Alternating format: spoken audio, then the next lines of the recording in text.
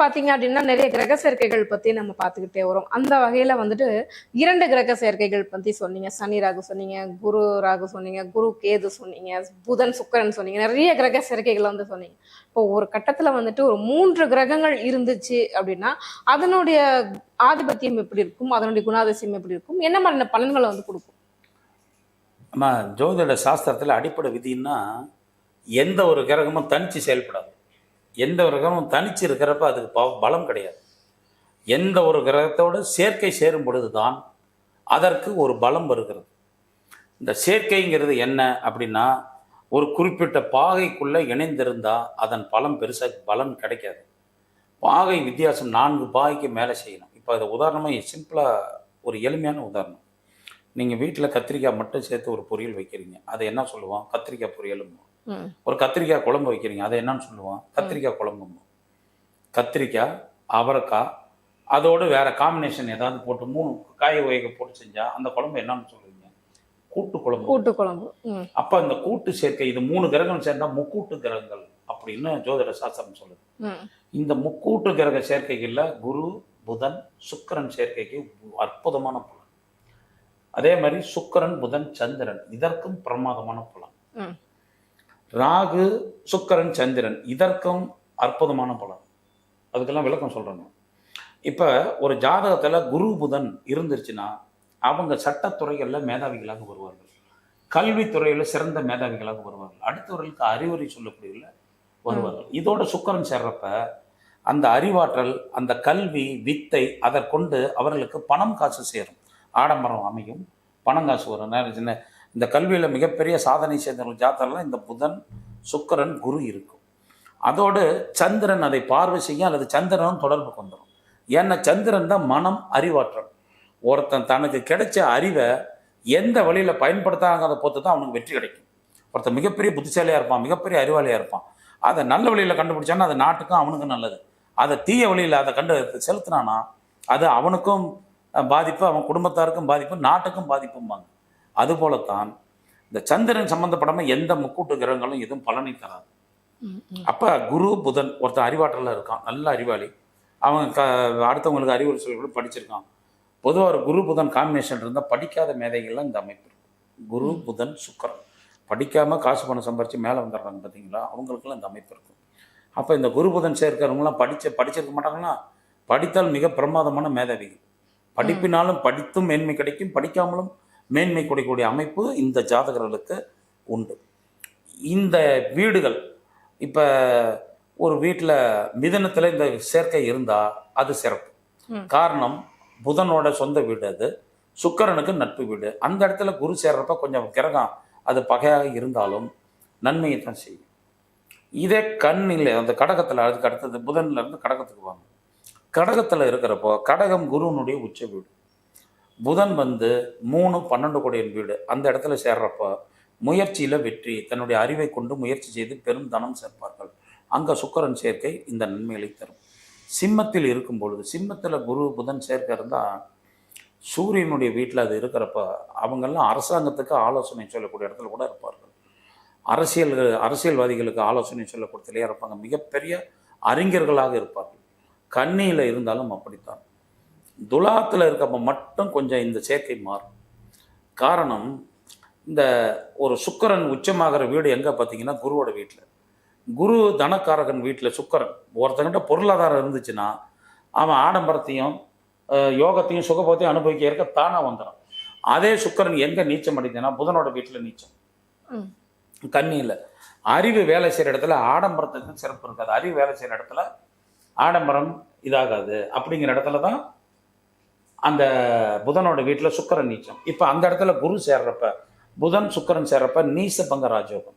அப்போ இந்த மாதிரி இடத்துல அவங்க சம்பாதிக்கிறப்போ, நான் பாடுபட்டு இந்த காசை சேர்த்தேன், அதிகம் செலவு பண்ண மாட்டேன், அனாவசிய செலவுகள் செய்ய மாட்டேன், தேவைக்கு செய்வேன், வீடு கட்டுறேன், வாகனம் வாங்கிக்கிறேன், இப்படி இருப்பாங்களே ஒழிய பணத்தை வீண் பொழுதுபோக்குலையோ அல்லது மிக தேவையில்லாத ஆடம்பரங்களையும் செலவு செய்ய மாட்டாங்க. எங்கே? இந்த சுக்கிரனோட வீட்டில், புதனோட வீட்டில் இருக்கும் பொழுது. ஆனால் துலாத்தில் இருக்கப்போ மட்டும் அந்த அமைப்பு இல்லை. ஏன்னா ரிஷபமும் சுக்கிரனோட வீடு தான், துலாமும் சுக்கிரனோட வீடு தான். இந்த சுக்கிரனோட வீட்டில் இருக்கக்கூடிய நட்சத்திரங்கள் பார்த்தீங்கன்னா சித்திரை நட்சத்திரமும் ராகுவனுடைய நட்சத்திரமும் குருவனுடைய நட்சத்திரமும் இருக்குது.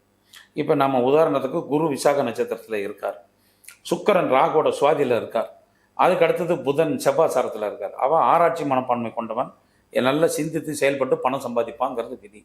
ஆனால் இந்த சுக்கிரன் ராகுவோட நட்சத்திரத்தில் இருக்கிறப்போ அது என்ன ஆகும் அப்படின்னு கேட்டுக்கிட்டிங்கன்னா, ராகுவும் சுக்கிரனும் காம்பினேஷன் சேர்ந்தா அவன் வந்து கொஞ்சம் ஆடம்பர செலவாளி, பணத்தை வீண் வழிகளில் செலவு செய்வான். எந்த வழியில் வந்ததோ அந்த வழியிலே அவன் பணத்தை இழப்பான்.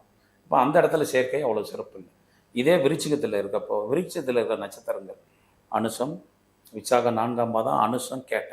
அப்போ அங்கே சனியோட குரு இருக்கார் நட்சத்திரத்தில், அனுசத்தில் இருந்தால் அங்கே ஒரு பிரம்மகத்தி தோஷம்னு ஒரு தோஷம் வரும். ஆனாலும் அவர்களும் சிறப்பான முறையில் இந்த யோகம் அவர்களுக்கு வேலை செய்யும். குருவோட வீட்டில் அடுத்து தனுசில் இருந்தாலும் இதுங்க. மகரத்தில் இருக்கப்போ இந்த யோகம் அவ்வளோ சிறக்கிறது இல்லை. காரணம், குரு அங்கே நீச்சமடைகிறார். குரு நீச்சம் அடைஞ்சிடுறாரு. சனியோட வீட்டில் கும்பத்தில், அதுக்கு அடுத்து கும்பத்தில் வர்றப்ப ஓரளவு அது பலன்களை தரும். ஆனால் பொதுவாக இந்த கும்பத்தில்லாம் எந்த வீடும் உச்சம் இல்லை, எந்த வீடும் கும்பத்தில் உச்சம் அடையாது. இந்த கும்பங்கிறது ஒரு கலசம், ரகசியம், அதுக்குள்ளே என்ன இருக்குன்னு கண்டுபிடிக்க முடியாது. அதனால் இந்த குரு புதன் சுக்கிரன் சேர்க்க அந்த இடத்துல ஒரு பெரிய சிறப்பு தர்றது இல்லைங்க. அப்போ இந்த சேர்க்கைகள் கூட சில இடத்துல தான் சிறப்பையும், சில இடத்துல அது பெரிய அளவில் நன்மைகளையும் செய்வதில்லை. ஓரளவுக்கு அவன் தகுதிக்கு அந்த இடம் பரவாயில்லைங்க அப்படிங்கிற மாதிரி தருமை ஒழிய மற்ற பெரிய சிறப்பு அது தர்றதில்லை இந்த இந்த இடங்கள்ல இருக்கிற கிரகங்கள். கண்டிப்பா. இவ்வளோ நேரம் வந்து சுப கிரகங்கள்ல சுப செய்திகளா சொல்லிட்டு இருந்தீங்க. இந்த கிரக சேர்க்கை மட்டும் இருக்கவே கூடாது, இந்த 3 கிரகமும் சேரவே கூடாது அப்படின்னா எந்த 3 கிரகம் சேரக்கூடாது? ஒன்றும் இதே தேவையில்லைங்க. சனி, ராகு, செவ்வாய், அல்லது சனி, ராகு, சூரியன், இந்த 3 கிரகங்கள் ஒன்றா சேரக்கூடாது. அதை விட ஒருத்தனுக்கு கொடிய பாவம், கொடிய துன்பம் எதுவுமே இல்லை. அவன் வாழ்க்கையில் அனுபவிக்காத துயரம், துன்பம், வேதனை, அவமானம் எதுவுமே இருக்காது. நிச்சயமாக அவங்ககிட்ட அந்த இது இருக்கும். இப்போ இந்த ராகு, சூரியன், சனி சேர்ந்தால் அரசாங்கத்தின் தண்டனை உண்டு. அரசாங்கத்தின் தண்டனை, அரசாங்கத்தின் தண்டனைங்கிறது ஜெயிலுக்கு போனால் அரசாங்கத்தின் தண்டனை, அரசாங்கம் ஒரு ஃபைன் போட்டால் அரசாங்கத்தின் தண்டனை, எதோ அரசாங்கத்தினால தண்டனை வருவது. ராஜ குற்றம்பாங்க அந்த காலத்தில். இப்போ என்ன பண்ணலாம், கோர்ட்டு கேஸ்ன்னு சொல்லி போகிறோம், கோர்ட்டுனால தண்டனை விதிக்கிறது, ஃபைன் போடுறது, இப்படி ஏதோ ஒன்று. அதுபோல் அப்போ இந்த ராகு, சனி, சூரியன் சேர்க்கை தான் ஒரு ஜாதகத்தில் சேரவே கூடாது. அது சிம்மத்தில் சேரவே கூடாது. பெண்கள் ஜாதகத்தில் லக்னம் 4, 7, 8, 12 இந்த 5 இடங்கள்ல இந்த கிரக சேர்க்கையே இருக்கக்கூடாது. இந்த மாதிரி சேர்க்கை உள்ள பெண்கள் வாழ்க்கை பார்த்தீங்கன்னா அவமானம் நிறைந்ததாகவும், வேதனை நிறைந்ததாகவும், துன்பங்கள் நிறைந்ததாகவும் தான் இருக்கும். அவங்க கோடீஸ்வரராக இருந்தாலும் சரி, ஒரு சாதாரண அடிப்படை அன்றாடம் காட்சியாக இருந்தாலும் சரி, இந்த விதி மாறவே மாறாது. அந்த பலன், அந்த துன்பத்தை அனுபவிக்கிறது அவங்கவுங்க நிலைமைக்கு தகுந்த மாதிரி இருக்கும், அல்லது அவங்க சூழ்நிலைக்கு வசதிக்கு தகுந்த மாதிரி இருக்குமே ஒழிய, துன்பம் இடத்தை பொறுத்து துன்பம் தான் மாறுமே ஒழிய அந்த பிரச்சனை மாறவே மாறாது. அவங்க அனுபவிக்கிற துன்பம், இந்த கிரக சேர்க்கை இருக்கக்கூடாது. செவ்வாய், சூரியன், ராகு, செவ்வாய், சனி, ராகு, இந்த கிரக சேர்க்கைகள் மட்டும் இருக்கக்கூடாது. கண்டிப்பாக.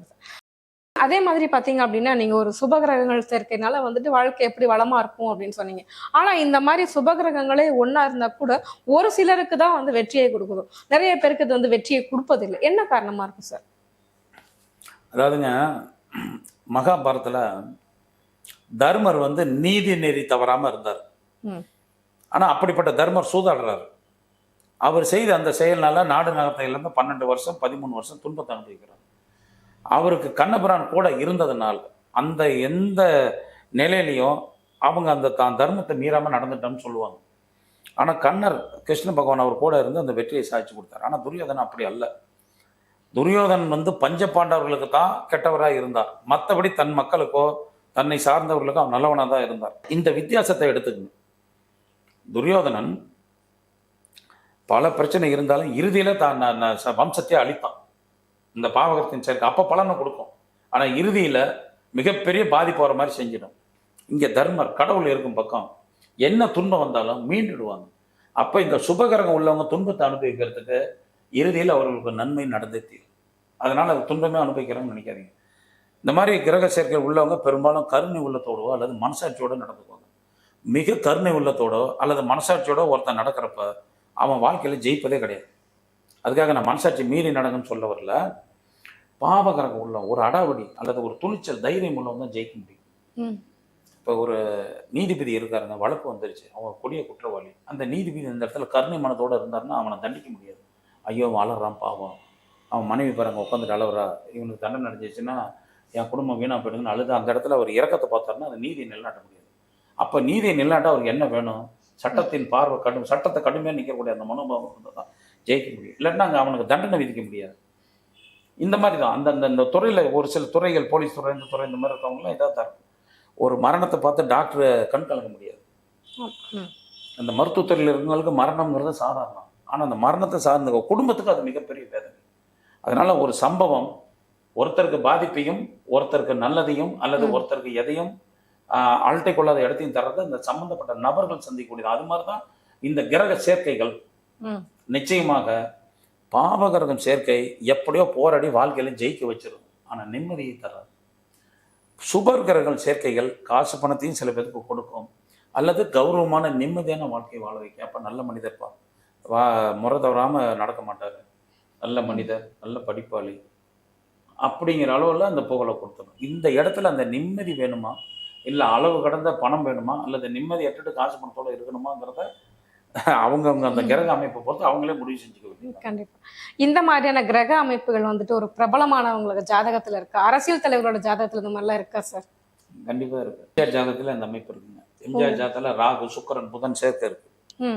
அப்ப எம்ஜிஆர் எதையும் பல கண்ணோட்டத்தில் நுணுக்கமான அந்த புதன் ராகு இருந்தா எந்த இடர்படி நான் சொன்னேன் இல்லைங்களா, அதாவது மிக அது கிரிமினல்ஸ் எடுத்துக்கலாம், இல்ல புதன் ராகு சேர்க்க உள்ளவங்க எந்த இடர்பாடையும் சமாளித்து வெற்றி பெறக்கூடிய ஆற்றல் வரும். அப்ப அந்த மாதிரி தான் அவருக்கு இருந்தது.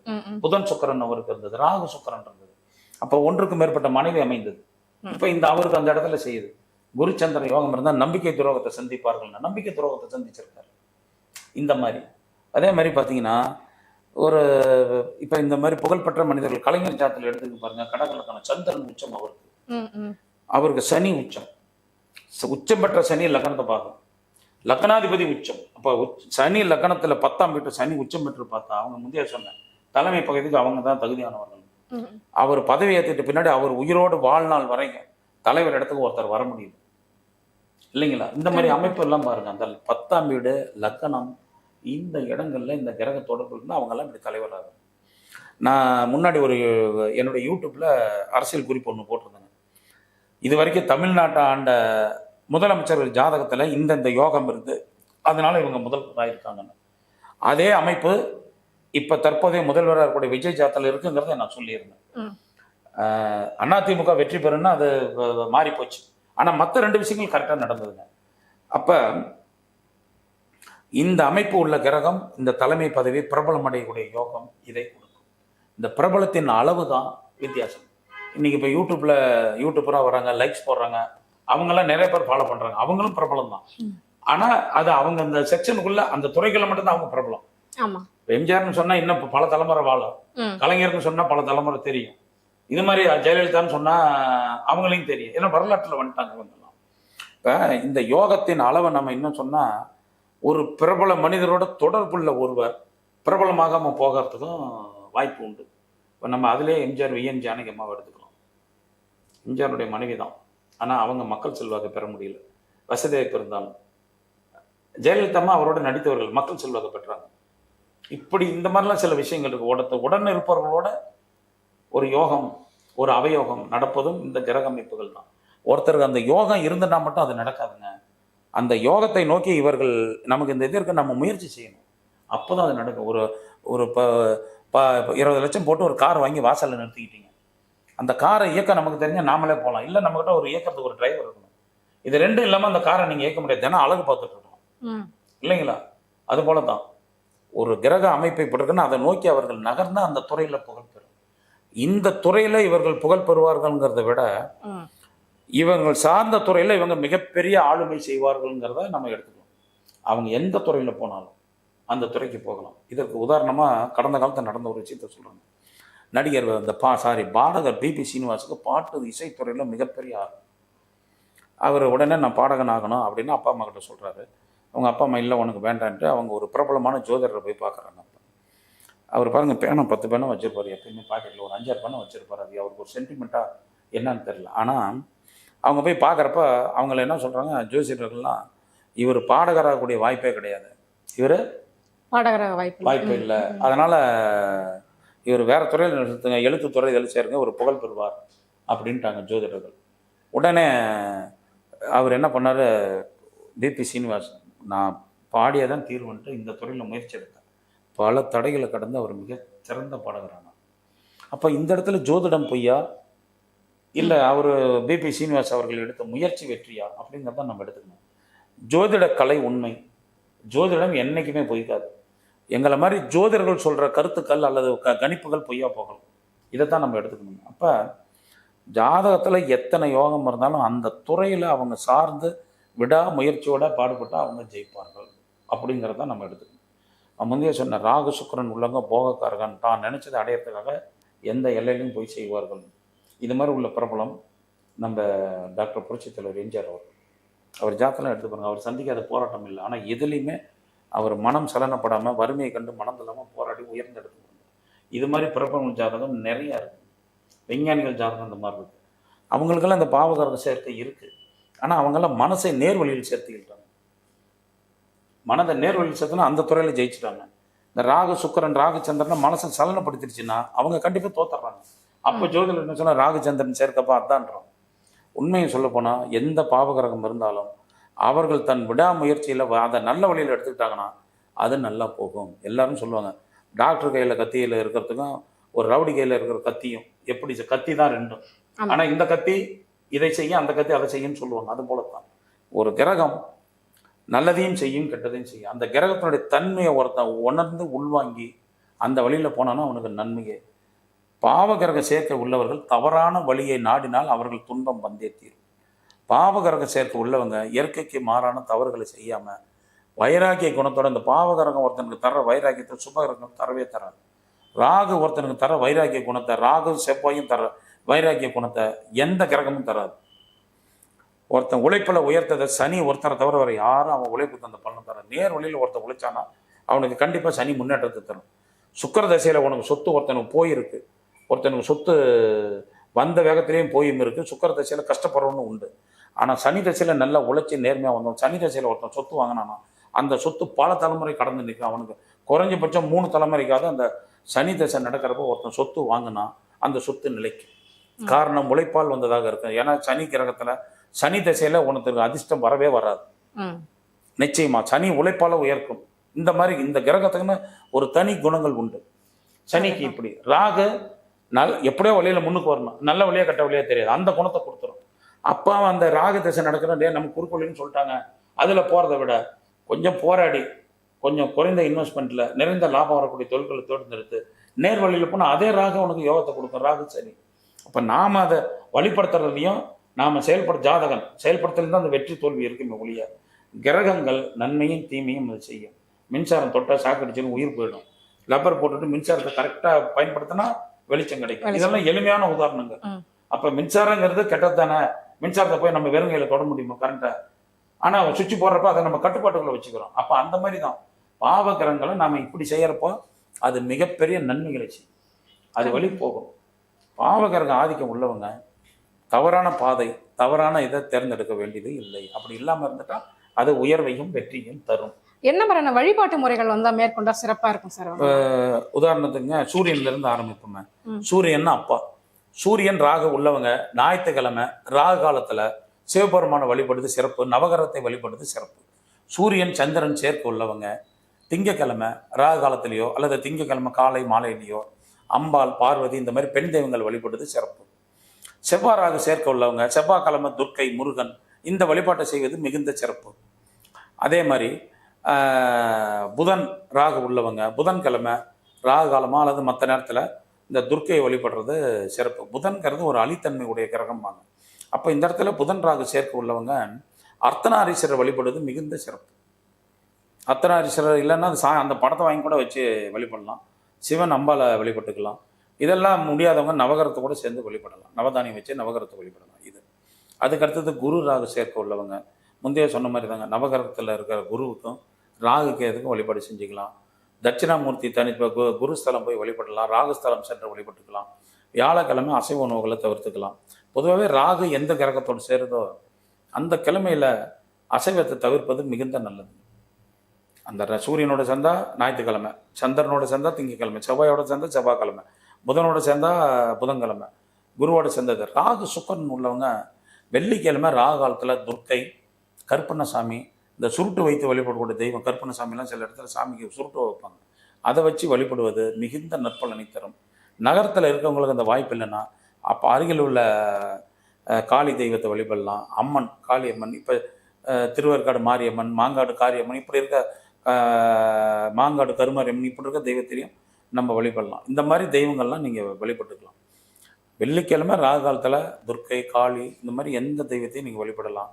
இப்போ திருவேற்காடு கருமாரியம்மனை வெள்ளிக்கிழமை வழிபடுவது மிகுந்த சிறப்பு. மாங்காடு போய் வழிபடுவது சிறப்பு. அந்தந்த ஊரில் இருக்க பக்கத்தில் இருக்கிற இந்த மாதிரி தெய்வங்கள் வழிபடுவது சிறப்பு. சனிக்கிழமை ஏற்கனவே சொன்னதாங்க, ராகு காலத்தில் துர்க்கை, காலபைரவர் வழிபடுவது. ஞாயிற்றுக்கிழமை சொல்லிட்டேங்க. இப்படி இந்த கிரகங்கள் சூரியன், சந்திரன் ஒன்று சம்மந்தப்பட்டாங்க. இதே சனி சம்மந்தப்பட்டாலும் இப்போ சனி சந்திரன் சேர்க்கொள்ளவங்க திங்கக்கிழமை சிவபெருமானுக்கு அபிஷேகத்துக்கு பாலோ பன்னீரோ கொடுக்கலாம். இப்படிப்பட்ட அந்த கிரக சேர்க்கைகளை பொறுத்து இந்த பாவம் எந்த கிரகம் சேர்ந்திருக்கோ அதுக்குரிய கிழமைகள், அதுக்குரிய தெய்வங்களை பார்த்து வழிபட்டால் மிகுந்த நற்பலன்கள் நிச்சயமாக நடக்கும். கெடுபலன்களாவது குறையும். கெடுபலன் வரக்கூடிய தீமைகள் தடுக்கலாம். ஒரு மனிதனுக்கு விதி முடிஞ்சிருச்சுன்னா வினாடி நேரம் கூட அவன் உலகத்தில் வாழவே முடியாது. யாராக இருந்தாலும் சரி. சிவபெருமான் அவர் வந்ததுலேருந்து அவர் அவதாரம் கிடையாது. ஆனால் பெருமாள் அவதாரம் எடுத்துவார். ஒவ்வொரு அவதாரத்திலும் அவர் மரணத்தை சந்திச்சிருக்கார். குறிப்பாக ராமகாவியத்தில் மனிதனாக வாழ்ந்தார், அதில் மரணத்தை சந்திச்சிருக்கார். கிருஷ்ணராக இருந்து இதை சந்திச்சிருக்கார். பரசுராமராக இருந்து இப்படி அவதார கடவுள்கள்லாம் உலகத்தில் மனிதனாக தோன்றிட்ட பிறப்புங்கிற மனித அவதாரம் எடுத்துட்டா இறப்புங்கிறது நிச்சயங்கிற தத்துவத்தை பெருமாள் உணர்த்துவார். ஆனால் சிவபெருமான் காலம் கடந்து நிற்கக்கூடியவர் தெய்வம். அதனால தான் அவரை மோட்சத்துக்கு போகிற வழி சிவபெருமான். சிவன் கோயிலில் மோட்ச தீபம் ஏற்றுறது, இந்த மாதிரி வழிபாடுகள் செய்வது, நவகிரக தோஷ பரிகாரம்லாம் சிவன் கோயிலில் செய்கிறதுக்கெல்லாம் இது ஒரு மிக மிக முக்கியமான காரணம். இதை பற்றி பேசணுமா பல மணி நேரம் கூட ஆகிடுங்க. இதை விரிவாக எளிமையாக சிம்பிளாக சொல்கிறேங்க, புரிகிற மாதிரி மக்களுக்கு, நேயர்களுக்கு புரிகிற மாதிரி சொல்கிறேன். இந்த கிரகத்தை, இந்த தெய்வத்தோட ஒரு கிரகத்தினுடைய அதிதேவதையை அவங்க தெரிஞ்சுக்கிறது மிக முக்கியம். 9 கிரகங்களுடைய அதிதேவதை அல்லது அதுக்குரிய நாள், அதுக்குரிய வழிபாடு. சூரியன் சிவபெருமான். இப்போ சூரியன் எங்கே இருந்தாலும் சிவபெருமான் வழிபாடுனா அதுக்கு ஒரு விஷயம் இருக்குது. அதெல்லாம் நிறைய இருக்குது. இந்த மாதிரி வழிபாடு அவர்கள் செய்து கொள்வது சிறப்பு. பொதுவாக நவகிரகத்தை யாரும் வழிபடுறது இல்லை. உண்மையிலே நவகிரக வழிபாடு யாருமே எடுத்துக்கிறது இல்லை. சிவன் கோயிலில் தான் நவகிரகம் வைப்பார்கள். சில பேர் அம்மன் கோயிலே நவகிரகம் இருக்கும். ஆனால் நீங்கள் சிவன் கோயிலில் இருக்கிற நவகிரகத்தை வழிபாடு செய்யுங்க. அது மிகப்பெரிய தாக்கத்தை, எவ்வளோ பெரிய பாவம் இருந்தாலும் அதை காப்பாற்றும். நவகிரக வழிபாடு எப்படி செய்யலாம் அப்படின்னா, எனக்கு தெரிஞ்ச முறையை, அனுபவத்தில் பலன் தந்த முறையை சொல்கிறேங்க. ஒரு அமாவாசை அன்னைக்கு ஆரம்பிங்க. அமாவாசை மட்டும் குலதெய்வ கோயிலுக்கு போய் வழிபாடு செய்யுங்க. குலதெய்வ கோயிலுக்கு வழிபாடு செய்கிறப்ப அந்த குலதெய்வ பூசாரியோ குருக்குள்ளோ யார் இருக்காங்களோ அவங்ககிட்ட பச்சரிசி கொடுத்து, இந்த ஒரு 5 கிலோ, அவங்கவுங்க சக்தி போட்டு எவ்வளோ வேணால் கொடுக்கலாம். நான் 5 கிலோ குறைந்ததை சொல்கிறேன். 5 கிலோ பச்சரிசியை கொடுங்க. இதை சாமிக்கு நெய்வேத்தியம் வைக்கிறப்ப பொங்கல் வச்சு நெய்வேத்தியமாக தினம் படைங்க கொஞ்சம் கொஞ்சம் அப்படின்ட்டு. அந்த குருக்களுக்கு ஒரு வஸ்திரம், வேஷ்டி துண்டு வஸ்திரம்ங்கிறத வேஷ்டி துண்டு தான், அதை வச்சு அதில் 5 வகை கனிகள், வெத்தலை பாக்கு, காணிக்க ஒரு 100 ரூபாய் வச்சு அவர்கிட்ட கொடுத்துட்டு மாதம் மட்டும் இப்படி அமாவாசையில் ஆரம்பித்து அன்றைக்கே வெளியே பக்கத்தில் வந்து வீட்டுக்கு பக்கத்துலேயோ இல்லை அப்பா ஊருக்கு பக்கத்தில் இருக்கிற சிவன் கோயிலில், இதில் பழமையான சிவன் கோயிலில் இருந்த சிறப்பு, அந்த சிவன் கோயிலில் போய் நவதானியம் வைத்து நவகிரகத்தை வழிபடுவது. அமாவாசை மட்டும் குலதெய்வத்தில் ஆரம்பிச்சுட்டு மீதி 11 அமாவாசை தொடர்ந்து இதை வச்சா ஒருத்தனுக்கு ஜாதகத்தில் இருக்க எப்பேற்பட்ட கர்ம வினையாகட்டும் தோஷங்களாகட்டும் விலகும். இது அனுபவத்தில் கண்ட உண்மை. இந்த பாவகிரகம் சேர்க்க உள்ளவங்க நிச்சயமாக இதை செய்யலாம். அவர்களுக்கு இதெல்லாம் மிகப்பெரிய வெற்றியை தரும். அவங்க துன்பத்தில் இருந்தும் கிரக தாக்கத்தில் இருந்தும் அவங்க தப்பிச்சு கொள்ளலாம். கெட்ட பலன் மாறி நல்ல பலனை கொடுக்கும். இந்த 11 மாதங்கிறது நவகிரகத்தை மட்டும் வழிபட்டால் போதும். அமாவாசைக்கு மட்டும் குலதெய்வத்தை வச்சு வழிபட்டுக்கிட்டு செய்யுங்க. குலதெய்வத்துக்கு போக முடியாதவர்கள் குலதெய்வத்தை நினச்சி காசு காணிக்க முடிஞ்சு வச்சுக்கோங்க. இந்த 11 அமாவாசை நிறைவேற்றம் என்று கூட ஒரு குலதெய்வத்துக்கு போய் நீங்கள் இதை செஞ்சுக்கலாம். ஏன் இந்த அமாவாசை மட்டும் குலதெய்வத்தை வழிபடுறோம்னா, 11 அமாவாசையும் குலதெய்வத்துக்கு போகலாம், பக்கத்தில் வாய்ப்பு இருக்கவங்க. ஆனால் இந்த இடையில ஏதாவது ஒரு துக்க நிகழ்ச்சி நடந்துட்டாலோ, கோயிலுக்கு போக முடியாத சூழ்நிலை வந்துட்டாலும் இந்த பிரார்த்தனை தடைப்பட்டு போயிடும். அதனால தான் குலதெய்வத்தை கோயிலில் அமாவாசை ஆரம்பிச்சுட்டு செய்யுங்க. போக முடியாத சூழ்நிலைகள் இருந்தால் நீங்கள் சிவன் கோயிலில் அதை செஞ்சுங்க. குலதெய்வத்துக்கு காசு காணிக்க முடிஞ்சு வச்சுக்கிட்டு 11 மாதம் முடிஞ்ச பிறகு குலதெய்வத்துக்கு எப்போ போகிறோமோ அப்போ போய் இந்த காணிக்கையை நீங்கள் செலுத்திங்க. பாருங்கள், அது மாறுதல், மிகப்பெரிய மாறுதலை நிச்சயமாக தரும். கிரக சேர்க்கைகள் பத்தி நிறைய தகவல்களை எங்ககிட்ட பகிர்ந்துக்கிட்டீங்க. எங்க கேள்விகளுக்கு ரொம்ப சிறப்பான பதில் சொன்னீங்க. ரொம்ப நன்றி. நன்றி, வணக்கம்.